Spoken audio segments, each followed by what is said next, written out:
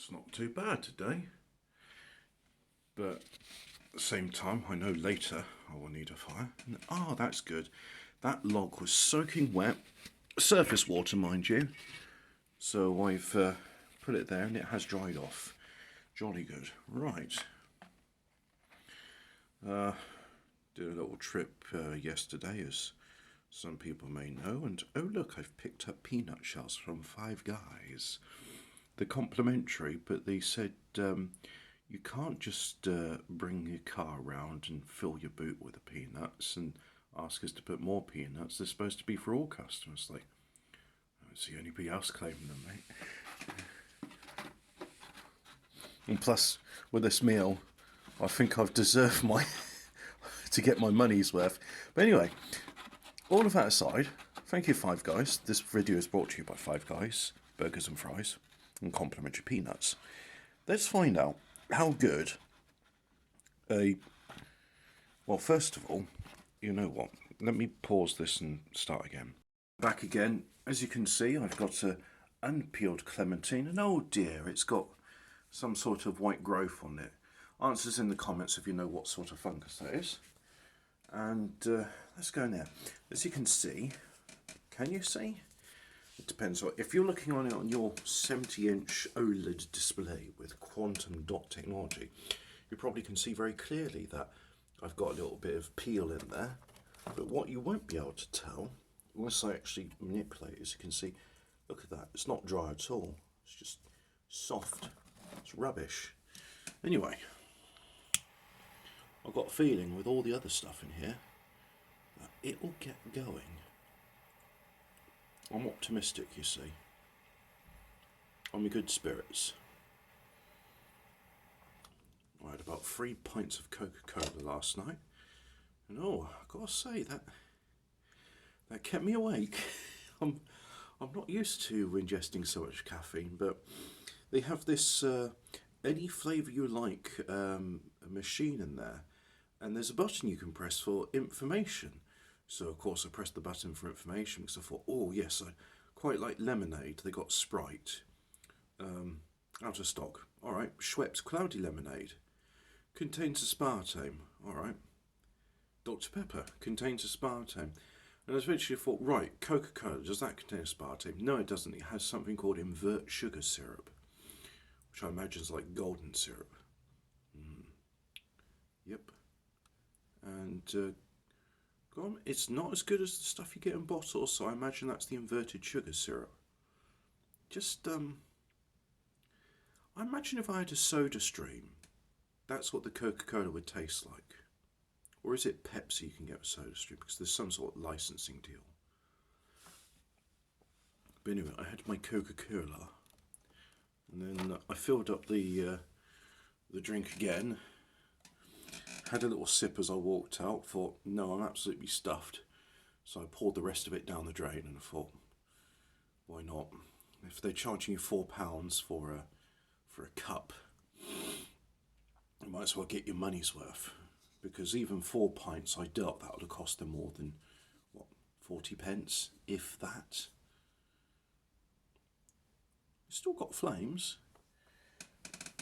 This is not the right way to do a fire, because again, that I'll refer you back to jour 34, I think it was day 34, where I did the French one. And I was talking about the importance of surface area for getting fire going, because after all, this material that's burning now, this is just wood, but with more surface area.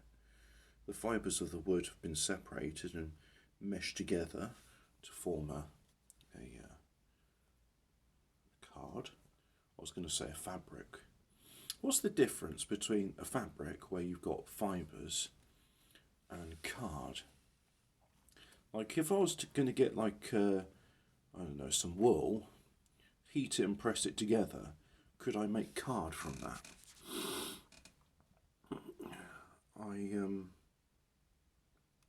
Isn't felt a type of woolen card? I really don't know. See, I'm just wondering, what's the difference between wood fibres and cloth fibres, like wool or linen? I really don't know.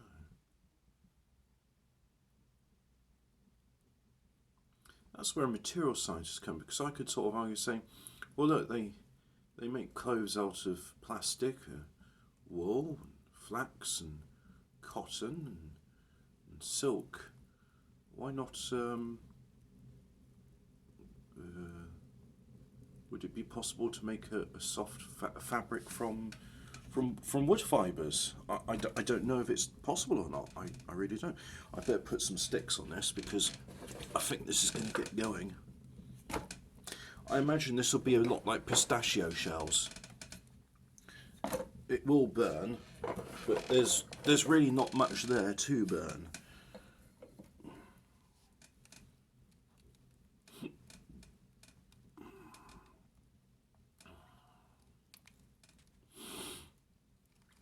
Do you know, I watched a really good fire video last night instead of going to sleep. It was this chap called Post 10. I may have referred to him before. He goes around unblocking culverts and drainage canals. I think it is his hobby. He's not paid to do it. I think he said his job was welding? I don't know. Anyway, his hobby is he likes to go around and do some. So he found this abandoned truck, a rigid body truck, not tractor trailer. And in the video states somebody did want to move it away. However, the cost to move it, because they'd have to do some plant hire in order to lift it, would have been $18,000. So it's just not economical to move it.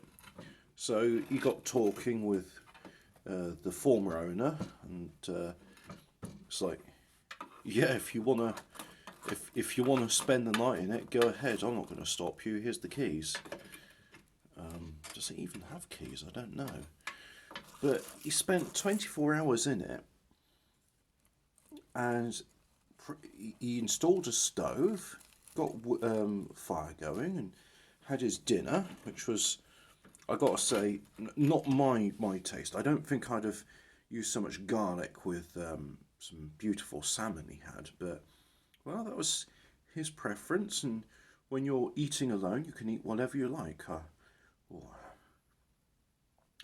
I'll tell you about an example of that later, although it was a communal meal. It wasn't a singular experience, although some people could say it was quite antisocial due to the amount of garlic involved. Now, really good video. The only thing he had, put a bit of excitement on it. I've been using a lot of that, but as you can see, je suis pas en pleine forme. I'm not on top form.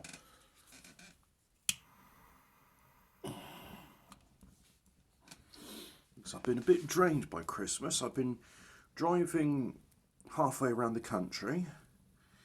I've been cooking and cleaning for people. I've been drinking a moderate amount. I've enjoyed my fair share of champagne, and sherry and port. I really like the sherry, actually. I think I'll have to go to Spain sometime and have some of their sherry. But anyway, back on the subject of Post 10's fire video. Really enjoyed it. It's a lot more long form than this. And the only thing that was missing in this thing was, I would say, earplugs, because he was kept awake at night by the inconsistent sound of melted snow dripping off of the roof of the trader body. And he liked it. I just thought to myself, it's a single skinned metal shell. I would like something with some insulation, but, and that was the other thing as well. He said, "Oh yeah, it's 80 degrees in here," which is like,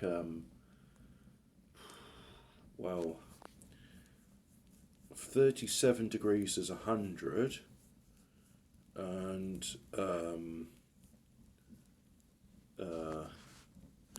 right, it's 17 degrees. Let's press the money to get into old money. It's 63 Fahrenheit, so he had it at 80 Fahrenheit, so I'm going to assume that's somewhere between 17 Probably what, 20, 23, 25. So yeah, he had a really comfortable temperature. I mean, I personally, I prefer it to be in the. I prefer to sleep 60, between 60 and 65 Fahrenheit. A bit less than that, my nose starts getting runny. And if it's too cold, my blankets aren't thick enough, I'll wake up due to cold. But yeah, so he was comfortable, even though the sides of the walls were freezing cold. He was comfortable in this thing with his stove going overnight, which I was quite surprised at because, well, it's bigger than mine. You could put some proper logs in it. But my one, I mean, if I've got wood in it, it will go out after 2 hours at best. Oh, speaking of which, I also open up the vents because I haven't been doing that before. And I sort of noticed that I review these videos prior to making them available for the public, and I sort of got, oh, you I was going to swear there.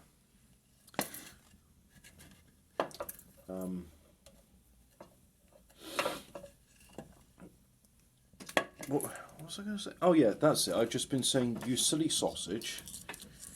You have not been opening the vents, and that's why when you close the door, your fire gets snuffed out. Although on days when there's a lot of wind, even with the vents closed, it still draws. It still pulls up the chimney. Yeah. So what's your New Year's resolution? Write in the comments. And my New Year's resolution is to be a lot meaner to people and a lot ruder to them. And you see, the thing with people that are stupid is they tend to forget they're stupid unless you remind them constantly. And I think it would do well with a lot of people where they have these stupid ideas that you need to remind them they're stupid, and that way, hopefully, they won't act on their stupid ideas, and the world will be a better place for it. The world used to be run by very intelligent men who are wise, and it was still fraught with danger and peril, but people were more alive, and I think it was a better way of being. I think this current way we're being is not good for anybody. I don't even think it's good for those that are profiting from all the suffering, because ultimately you'll have your kingdom of ashes. You'll be king of the shit heap. So if there was a return, well, there never can be a return, can there? Well, then, alright, so there needs to be a synthesis. Then there needs to be something new, which is better than what came before.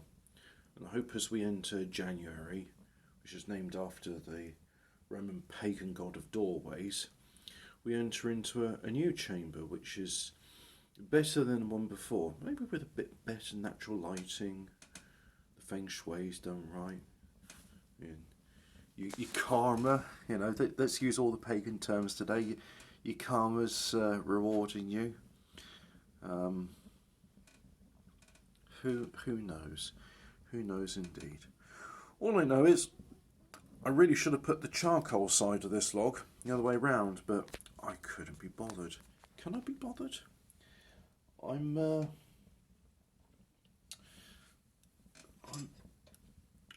regretting drinking so much Coca-Cola because you just think to yourself, it's sugar water.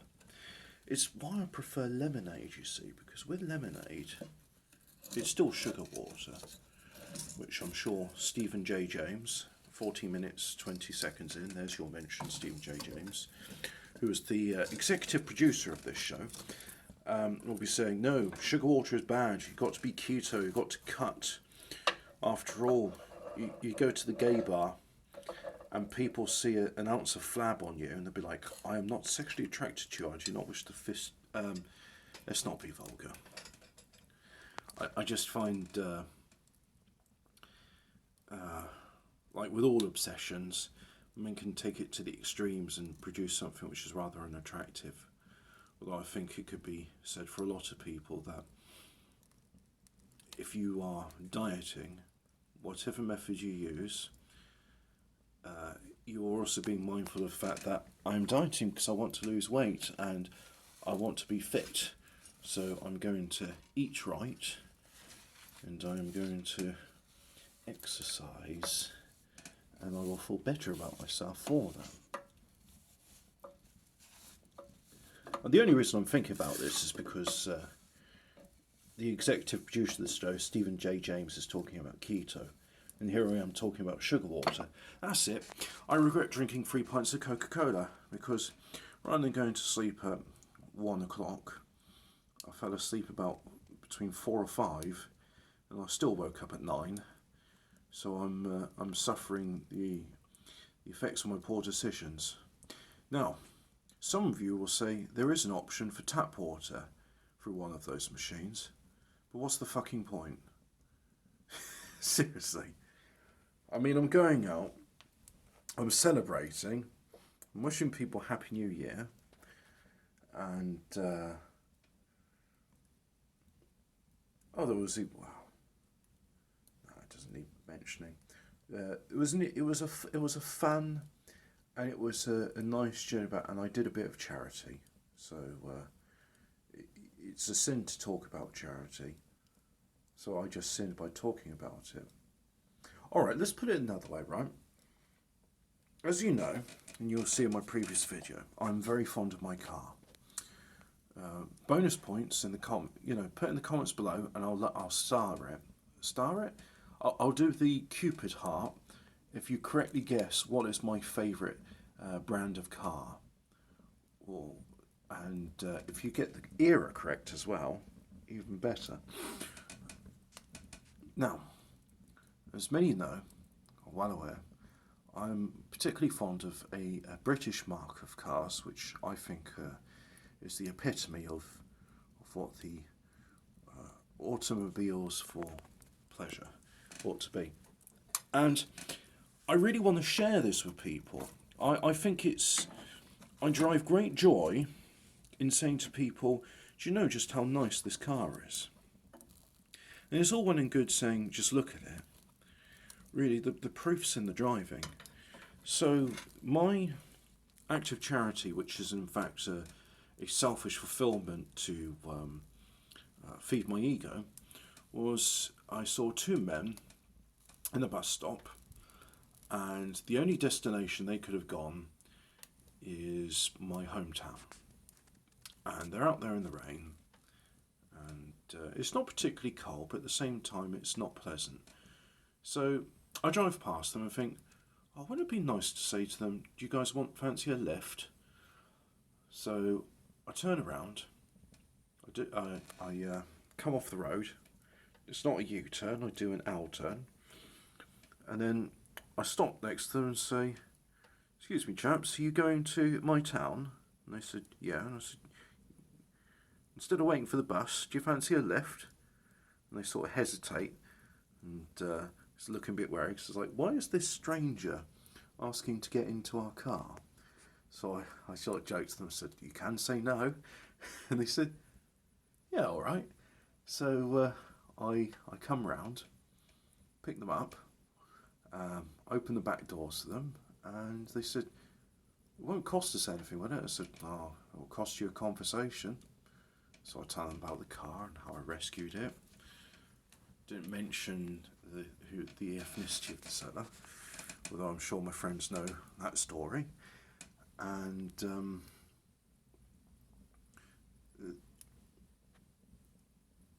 I'm hesitating now because I'm just thinking that that's not really pertinent to the story.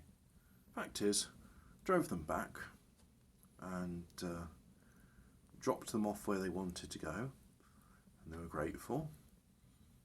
And I felt better for it because I thought to myself, well, I've done my Christian duty, and I've also got I've got a story to tell. There we go. You'll have to forgive me. I'm very tired, and I sort of I trailed off, and I thought, I'm saying these words, and I don't know where I want to go here. which is not very good for telling a story, is it? So anyway, I got a story, and I realise now it's not an act of charity. It's an act of self-aggrandisement. I saw an opportunity to be nice, to show people, and who knows, maybe they'll tell a story of, oh yeah, we're waiting for the bus, and it was raining, and there was this bloke in an old Jag, and he came up and said, do you fancy a lift back to Hobbit's hometown? And he said, yeah. He drove us. He was telling us about his MOT, and I was worried the car was going to break down, but no, he drove us there, and he didn't speed and wasn't drunk, and we're all right. No, I know some people do it, but I don't drink and drive. I'm a professional driver, and I do take it seriously. I think there was something before I made the decision to become a professional driver. There was also a change in philosophy. I've become a lot more I don't know what the word is. Not as cavalier as what I once used to be. And as a result of that, not that I ever have, or ever would, but I'm quite happy going out on New Year's or Christmas, and if people wanted to go to the pub, I'll be like, yeah, I'm Des. I'll be your designated driver. And I'll be quite happy as long as you give me food, as long as I have some lovely lemonade, maybe even a tonic water. And thing is, it's been done for me before. There's been times when I get to go out and I know I'll get a lift back, and in which case it'd be like, great, I can drink. And it's good. This has been very rambly, hasn't it? I don't think this is my best lighting a fire video, so I do apologise if it's, you know, so I take pride in my work. But hey, look, I think we got a fire going, so peanut shells, great success. And we'll put you in later. Actually, you know what? I ought to put it in now before it starts boiling and it stains my thing. That's the point. I've got to clean those frying pans as well. That's my other New Year's resolution. Clean the frying pans you don't use for anything apart from that. And who knows? Maybe you could cook food in them. No. I'd have to re-season it. I mounted wax in it, and oh no, re-season. Anyway, goodbye fire. Oh. Goodbye, fire. Open up that vent as well.